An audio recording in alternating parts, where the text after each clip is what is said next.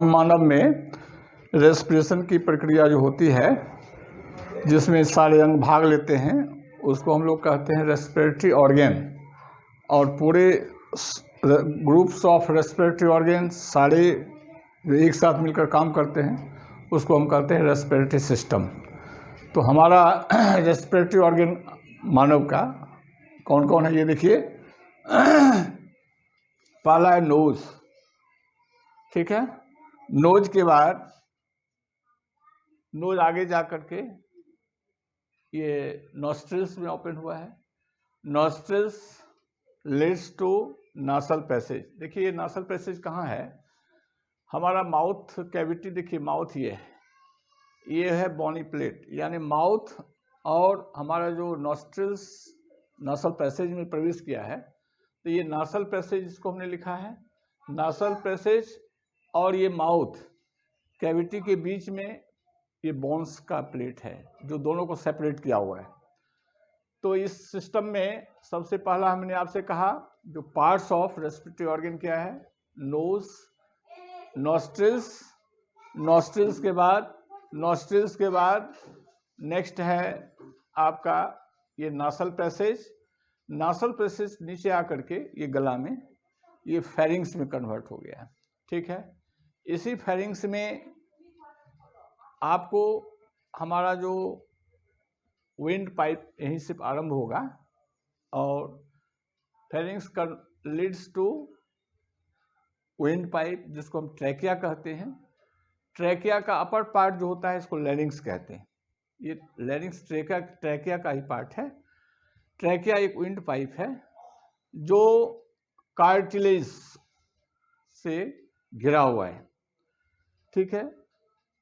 ये ट्रैकिया आगे आकर के थोरेसिक कैविटी में दो भाग में बट गया है।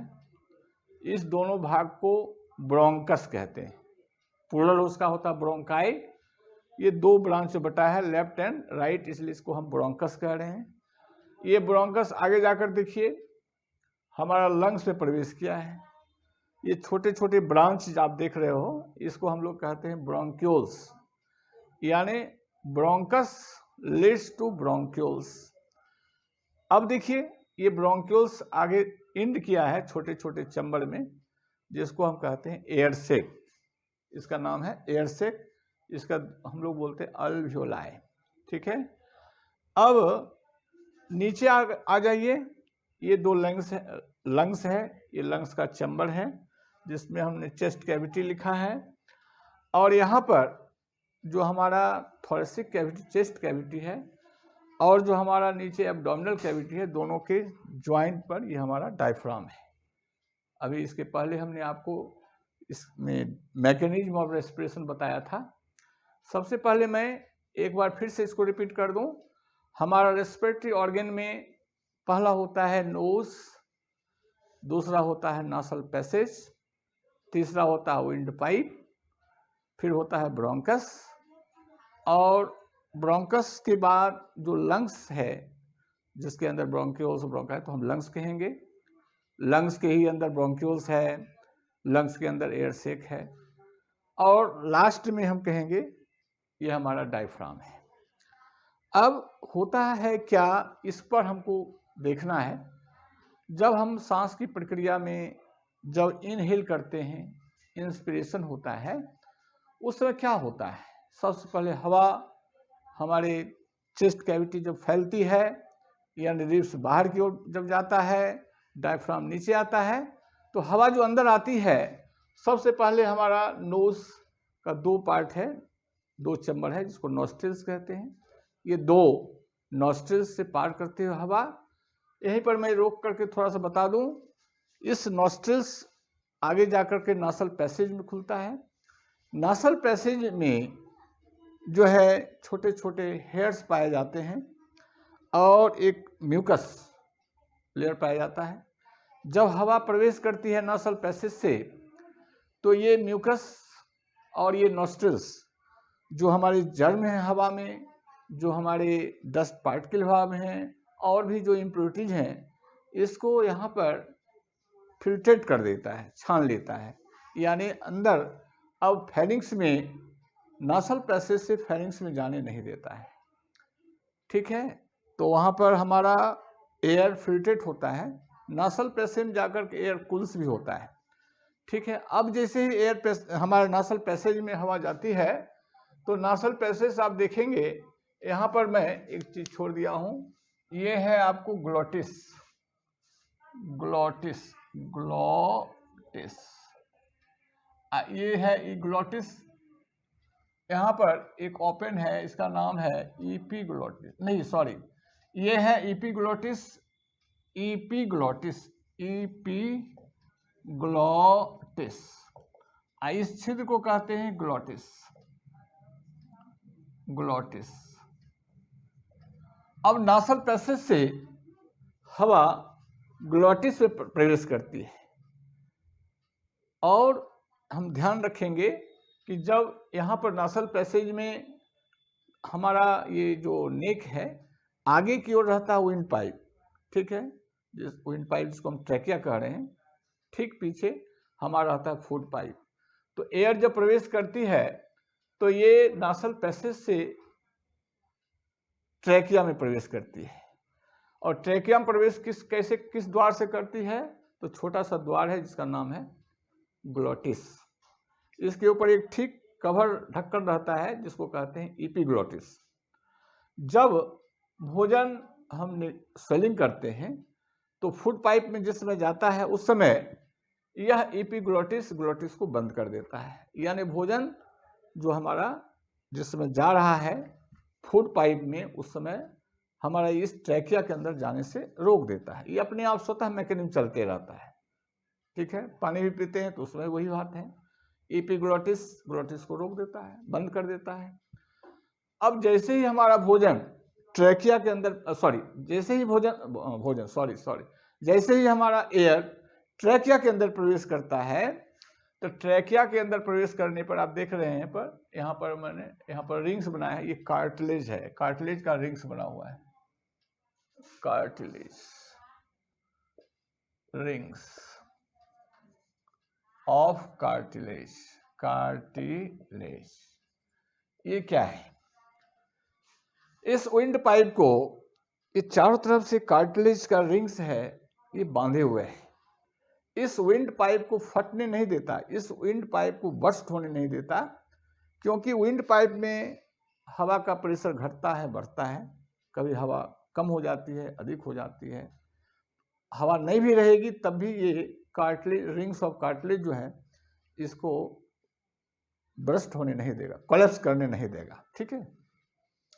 तो ये हवा जब हमारा ट्रैकिया से विंड पाइप से प्रवेश करता है तो चला जाता है, दो भाग बन जाता है ब्रोंकस में, ब्रोंकस से आगे जाकर के लंग्स में प्रवेश कर जाता है, और लंग्स में जाकर के ब्रांच, देखिए आप यहाँ पर ब्रांच है जिसको हम ब्रोंक्यूल्स कह रहे हैं, ब्रोंक्यूल्स एंड करता है एयर सैक में। तो फिर मैं यहाँ रिपीट कर देता हूँ, हवा जब हमारा ट्रैकिया से प्रवेश करते हुए ब्रोंकस में जाएगा, ब्रोंकस से ब्रोंक्यूल्स में जाएगा, ब्रोंक्यूल से एयर सैक में चला गया। अब यहाँ पर मैं आपको ये समझाने जा रहा हूँ, एयर सैक अल्वियोलाई का जो वाल है वो काफी पतला होता है, थिन होता है, और इस ब्रोंक्यूल्स के चारों तरफ, इस एयर सैक के चारों तरफ ये हमारा कैपिलरीज, ब्लड कैपिलरीज का नेटवर्क फैला हुआ है, जो ब्लड कैपिलरीज बहुत पतला वाल का बना हुआ है। जब हवा इनहेलेशन के दरमियान, ड्यूरिंग इनहेलेशन, नोज से होते हुए, ट्रैकिया से होते हुए, हमारा ब्रोंकस, ब्रोंक्यूल से होते हुए एयर सैक में आता है, तो इस हवा में जो ऑक्सीजन है ये ऑक्सीजन डिफ्यूज बाय डिफ्यूजन के द्वारा चला जाता है ब्लड कैपिलरीज के ब्लड में, यानी ब्लड में प्रवेश कर गया, और ब्लड में जो कार्बन डाइऑक्साइड रिटर्न होकर के आया है वह कार्बन डाइऑक्साइड ब्लड कैपिलरीज के ब्लड से अल्वियोलाई में प्रवेश कर जाता है। अब देखिए यहाँ, यानी इस रेस्पिरेटरी सिस्टम का सबसे मेन पार्ट क्या है, लंग्स के अंदर अल्वियोलाई है, जिस अल्वियोलाई को हम, जैसे अंगूर का गुच्छा होता है, बंचेज ऑफ ग्रेप्स, उसी तरह से ये मिलियंस ऑफ यहाँ पर अल्वियोलाई पड़ा हुआ है, छोटे छोटे चैम्बर को, अगर सारे अल्वियोलाई को हम एक साथ फैला दें तो ये जो हमारा रूम है, पूरा रूम का जो एरिया है उस एरिया से भी बड़ा हो जाएगा। इतना बड़ा ये होता है अल्वियोलाई का, यानी एक्सचेंज ऑफ गैसेस का जो एरिया है इसको काफ़ी बढ़ा देता है। तो यहाँ पर मैं ये कहना चाहूँगा, अल्वियोलाई में एक्सचेंज ऑफ गैसेस होता है, यानी ऑक्सीजन हवा के साथ जो प्रवेश किया वो ऑक्सीजन अल्वियोलाई के वाल से होते हुए, मेम्ब्रेन से होते हुए, ब्लड कैपिलरीज के मेम्ब्रेन से होते हुए ब्लड में गया। हमको इसका एक सिद्धांत है, higher concentration to lower concentration, यानी अल्वियोलाई में हवा का 21% ऑक्सीजन है, तो ये चूंकि इसकी कंसंट्रेशन अधिक है तो यहाँ से डिफ्यूजन के द्वारा ब्लड में प्रवेश कर गया। अब उधर से ब्लड में कार्बन डाइऑक्साइड आ रहा है।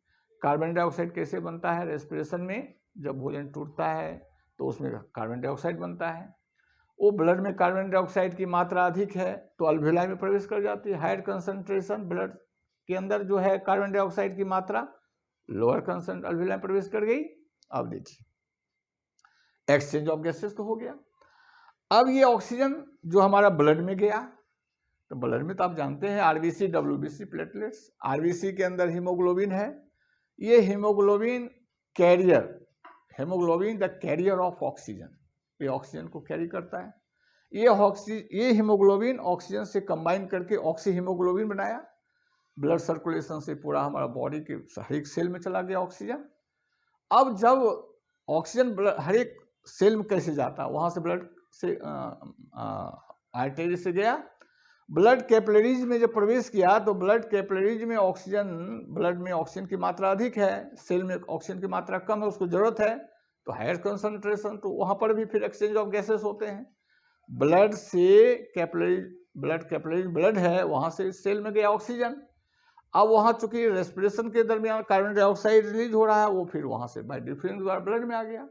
वो कम बैक होकर के फिर हमारा प्लाज्मा के माध्यम से कार्बन डाइऑक्साइड ब्लड में जो प्लाज्मा है उसके माध्यम से फिर हमारा यहाँ जाता है अल्वियोलाई के पास। अल्वियोलाई से फिर हमारा कार्बन डाइऑक्साइड अल्वियोलाई में प्रवेश करता है।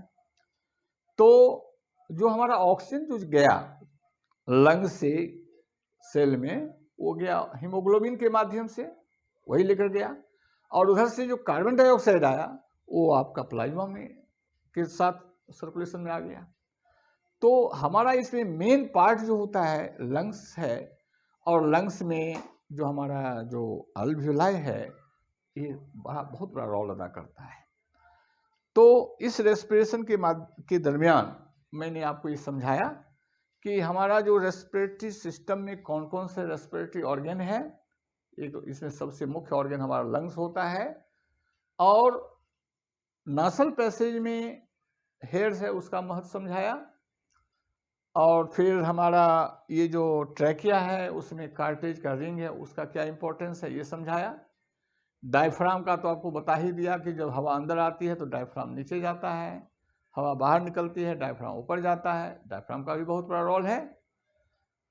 अब इसमें जो हवा अंदर आती है रेस्पिरेशन के माध्यम से, उसमें ऑक्सीजन की मात्रा कितना होती है सो देख लीजिए।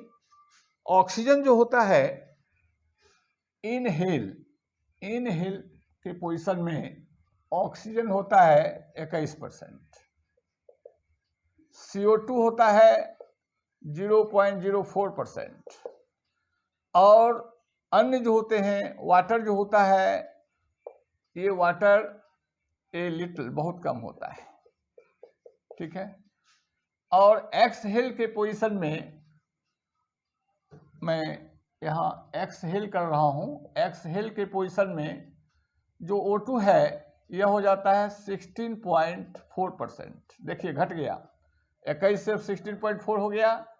CO2 हो गया 4.4%, देखिए 0.04 से हो गया 4.4।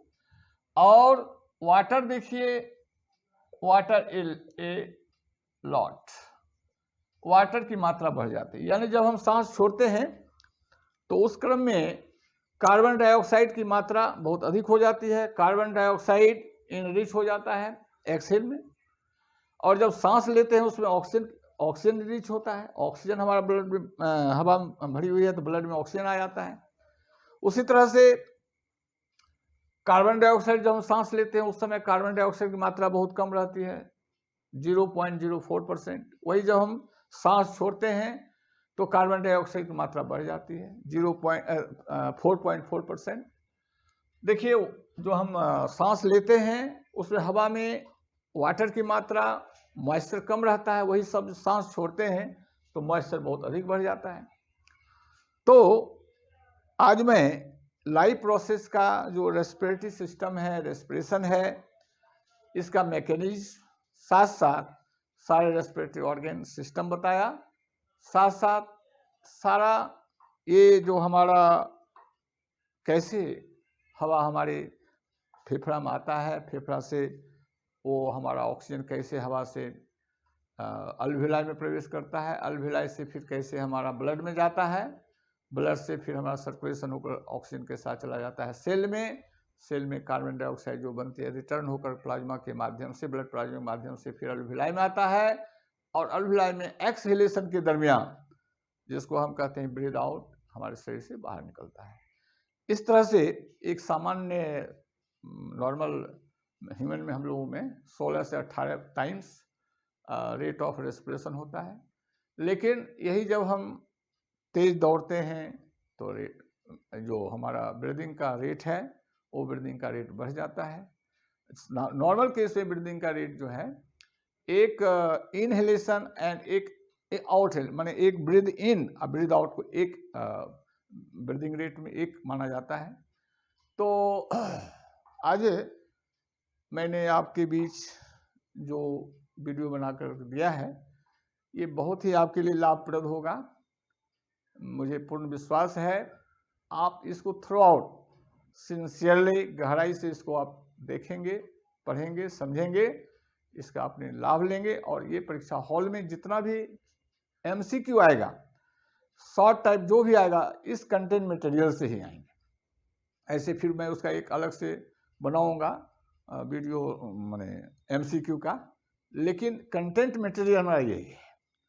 इसको आप लाइक करेंगे, सब्सक्राइब करेंगे और शेयर भी करेंगे साथियों के बीच। इसी के साथ धन्यवाद।